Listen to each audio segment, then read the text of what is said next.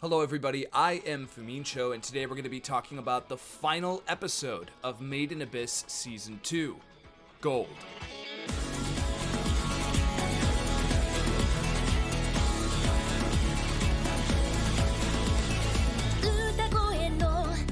So I'm going to be honest with you guys, I really don't know how I feel about this finale.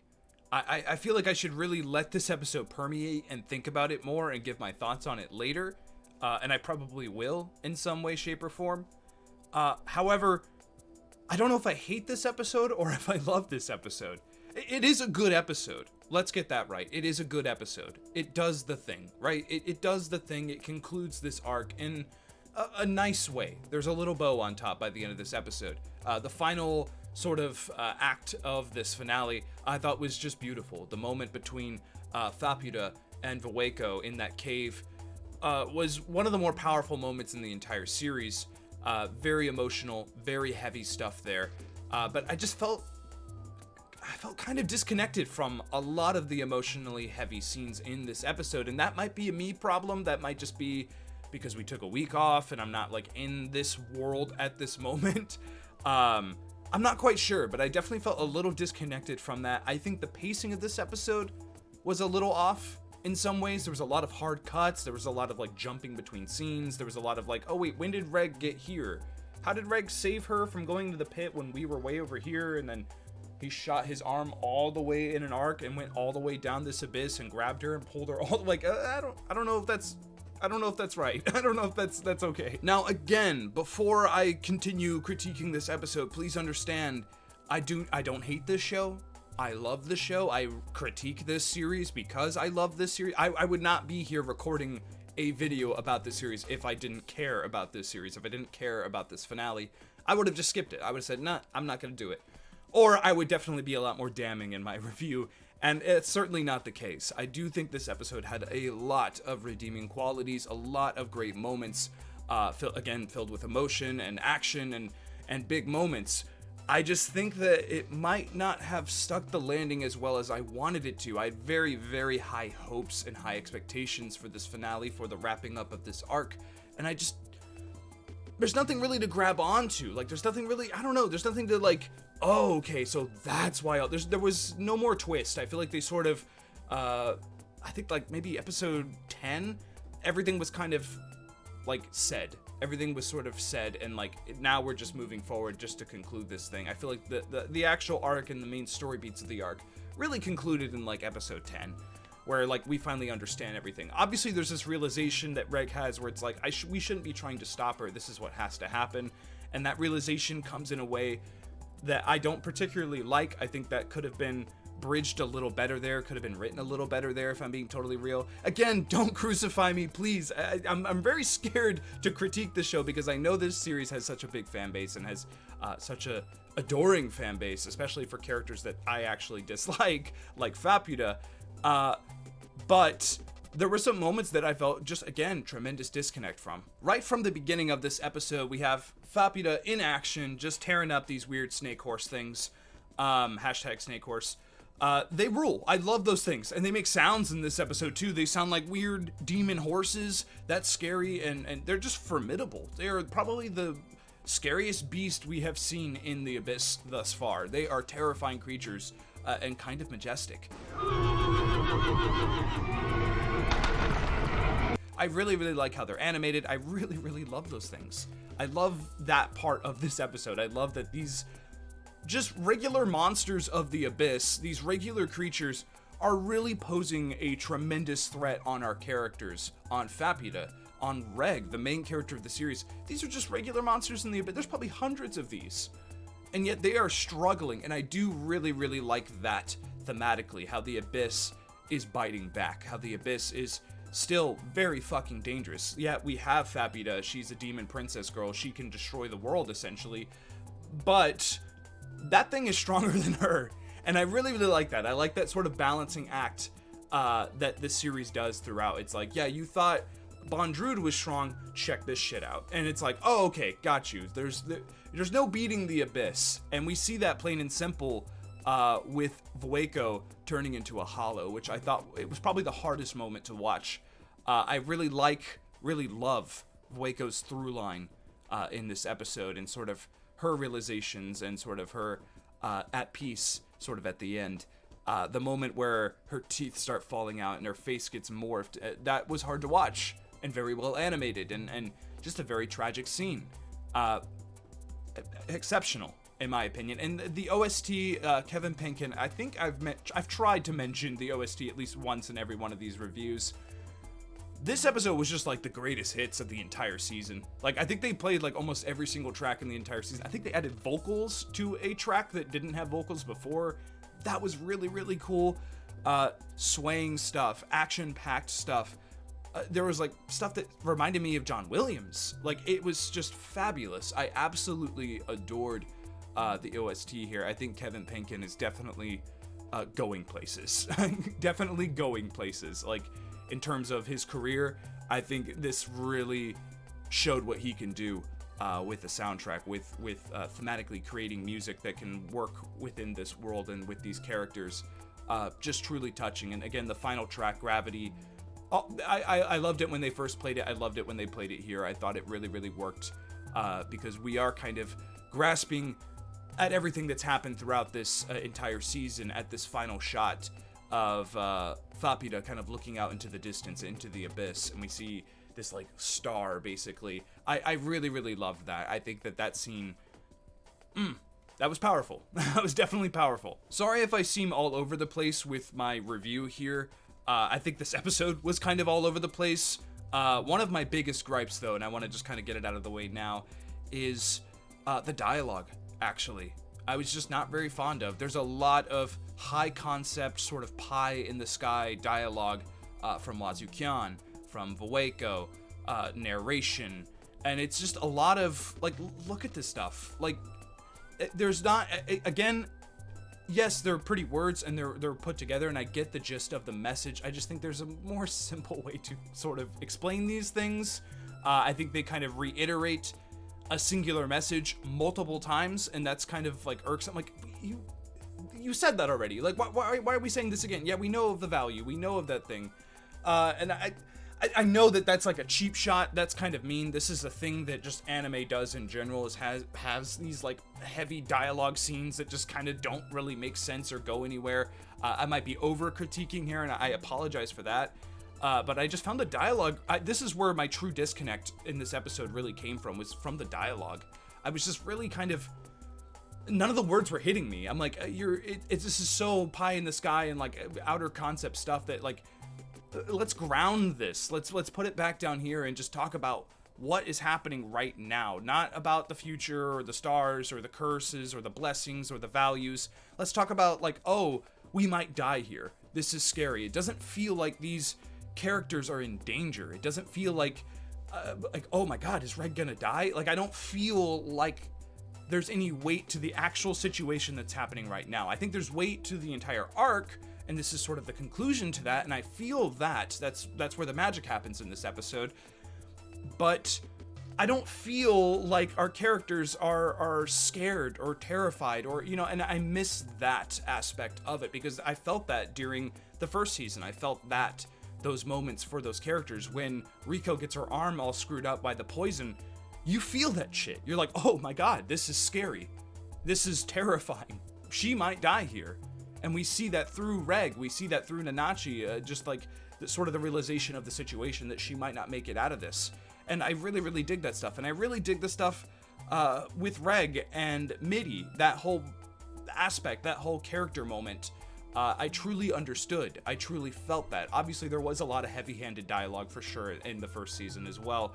But here in the finale, I don't know. I struggle to grasp the situation as a whole and what's happening in the moment, not necessarily, again, in the future or what's destiny saying or anything like that. I think this episode needed some groundedness. On a more positive note, there are some great character moments in this episode. I do really, really love Majikaja. He kind of rules. He's a giant spider mech now. I don't know how he got this form. I don't know how that happened before. Riko had to like give him his hair. I don't know if they mentioned that in the dialogue, like how he reached this form. But it's really, really cool. We see Majikaja basically die. The scent out of his body enters Vueko and he kind of possesses her. I thought that was kind of bizarre, but kind of cool. I thought that kind of worked. I really dig Majikaja. He's been one of my favorite characters this entire season. It was really good to sort of just see him continue that support role throughout it, and this finale was no exception to that. Masan, listen, there was a point when I was reviewing this series where I thought Masan was a disgusting, gross, sniveling little creature. I think Masan is all of those things, but Masan is also beautiful and a touching character. I really like Masan. Some of the more heartstring pulling moments in this episode was just from the expressiveness of Masan and the tears in its eyes. I that stuff gets me a little like, no, come on, like it just those feels, I really dig that stuff. Just like Masan's voice echoing through the caves, like it's really heartbreaking, kind of. I really dug that stuff. And then when Riko magically had a teddy bear on her this entire time, gave it to Masan, that was a really touching moment as well. I really dug that sort of relationship between those characters. Again, I think Vueko is kind of the star of this episode. I really love the moments with Vueko. When she's, again, the Curse of the Abyss is attacking her, and even at the end of the episode too, I really do love that connection between Fapida, Irumyui, and Vueko. I think that's some of the better writing of this entire episode, and probably of this entire arc. Just that sort of through line, the connection between the past and the present. I kind of wish Vueko had a little bit more to do in this episode, and sort of throughout the entire series. I wish Vueko took a more leading role in the story, but I don't think that's the role of her character. I don't think that's who she is. I think that's sort of told through her past and through the flashback scenes that she is not that kind of character, and I think she kind of hates herself because of that, and I think she wishes she could do more and things of that sort, but I just kind of wish we saw more of her. I wish she had more of a purpose in the arc after Riko awakens her, basically, or pulls her out of the weird abyss cave. The ooze pulls her out of the ooze. I kind of wish there was a little bit more for her to do there. As well as Wazukyan, I kind of wish Wazukyan did step into like a more villainous role. I kind of wish, it's like everything kind of at the end of this episode, no one's really bad or good. And that's kind of like, that's the way the Abyss is, it's kind of the same with the movie, with Bondrewd. Like, I was a little upset there. I'm like, no, dude, why are we like waving goodbye to Bondrewd? Like, that dude is a fucking monster. We need to go back and kill his ass. Like, that dude is a terrifying, disgusting creature. Like, I don't know. Like, that's kind of my frustrations with the entire series, to be honest with you. Again, I know there are reasons why we kept Bondrewd alive. I know that we literally probably cannot kill him. I know there are reasons why Wazukyan did what he did and why the series was written that way. I just kind of wish things stood out a little bit more. Like, oh, Wazu did this? And this did that? We need to kill Wazu. I kind of wish our characters had more drive in that. Again, killing and revenge and stuff like that is a tired tale for sure. But that is the tale of Fapida, and that is what she's trying to do. I just didn't really feel the satisfaction of that. I didn't really feel the satisfaction of, like, Fapida is going to kill Wazukyan. Wazu's the one that really did this, that really started to take advantage of Irumyui and really started to build this place. And this is all essentially his doing, at least as far as I know. And I don't know, it's really, and he mentions that, and I think an episode or two ago, he mentions like, oh, she's going to be coming after me and we need to get the hell out of here. So he dives down into the abyss. And he just hits the ground and I guess dies? I don't really know what his overall overarching story was meant for. I don't really know where that was going. That was kind of bizarre to me. And the whole cradles and like, oh, Riko's going to have to make a wish and that sort of thing. I liked that aspect where I was like, oh my God, what's going to happen? I was really waiting for that moment when Wazukyan was mentioning these things and there was that back and forth between Riko and him. One of my favorite moments of the entire series. And it kind of just goes nowhere. I think it kind of fizzles out where it's like, that's not really important anymore. Like we're gonna be friends with Fapida. That's what's happening now. And that's okay. I just wish that I wish it was a little better written, I guess. I wish there was a little bit more to hang on to there. I know it sounds like I'm being mean and I apologize about that. I know it sounds like I'm over critiquing this episode or this entire series, honestly. But again, it's something that I'm gonna have to let settle in my mind, let permeate and think about some more. But as I mentioned at the beginning of the video, this was a good episode. I still enjoyed it. I still had a good time. I still felt like this entire arc had a beginning, middle, and end. I felt like this episode had a beginning, middle, and end.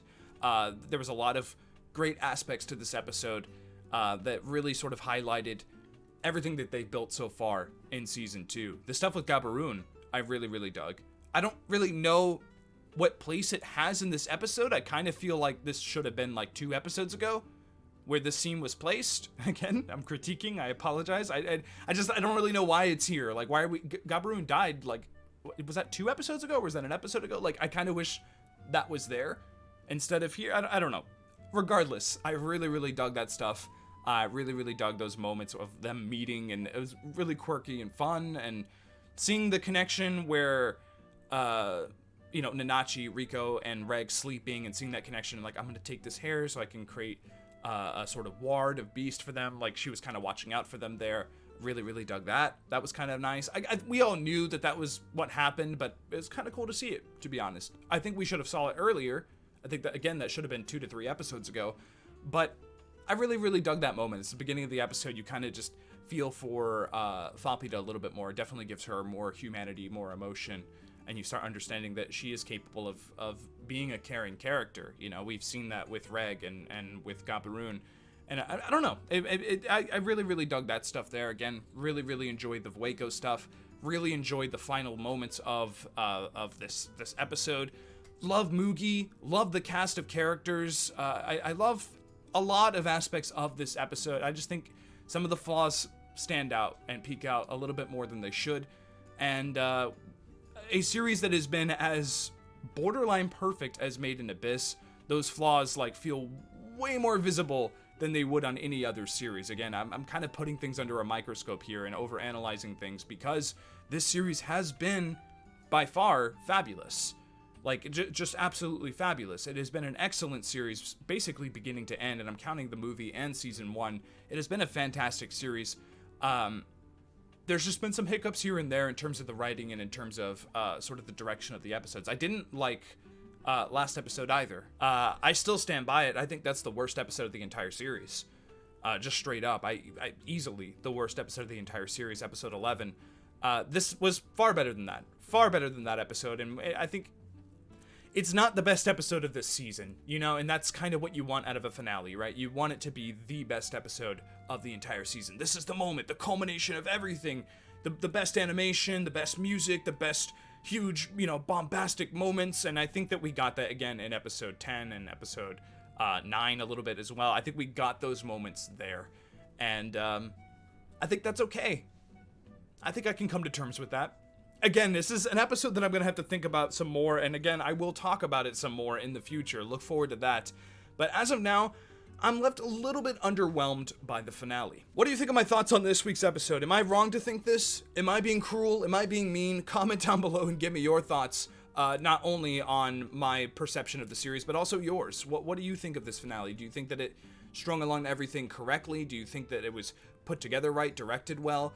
The voice work in this episode was fabulous as well, and I feel like that goes without saying. That's sort of been like a thing throughout this entire series, but the voice work was really, really great. What's some of your favorite moments and favorite parts of this entire season? Like, now that we're done, now that this is the end, like, what's sort of your main takeaway? Like, oh wow, this season had this, and those two things were amazing. Like, comment below and just give me your thoughts. Let's have a big discussion down there. I want to stop and mention how much I appreciate your viewership. I'm gonna get real just for a little bit like, let's step outside the video for a sec here.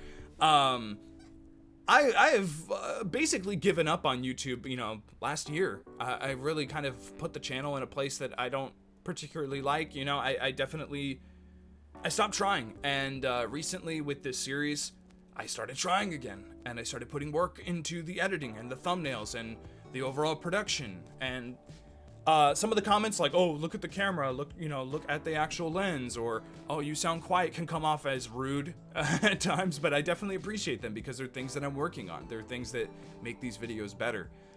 Same with like the scripts of these videos and sort of my general thoughts and how I mentioned I know these aren't the best reviews online, but I just really appreciate you guys sticking by me, you know, and watching this series. I really have enjoyed a lot of your insight and your comments. Some of your comments have like literally changed my perspective on the series and on characters and moments that have happened in episodes where I'll read a comment, I'm like, holy shit, you're right. Yeah, that is what that means. Wow, that kind of changes. And like, I love that stuff. You guys have made this series far more enjoyable, and it's just been a really good time talking and just sort of getting my thought. I never really, these are called reviews, but I never really there's no scores like, oh, this episode's a 9 out of 10. I don't really do that. I'm just talking generally. Review is sort of how I get the viewership. You know, that's the gist. That is sort of the structure of the video. However, this is not the be all end all. Well, Fumi gave it this score, so that's why he, you know, it's not really like that. We're just having a good time discussing this episode. I mentioned my qualms, I mentioned the triumphs of the episode, and that's basically it, you know, and I've been having a really good time doing that with you guys. Next season, there's a ton of excellent anime. I'm sure I'll end up talking about one of them, and I hope you guys join me for those discussions as well. I truly appreciate your viewership, the likes, the comments, the new subscribers. I want to thank you guys. Excuse me while I get a little choked up, because it has been a hell of a ride for sure covering this series, and I really appreciate it. Thank you very much. And yeah, I think that's basically going to be it for today. Again, thank you so very much for watching, and until next time, party on.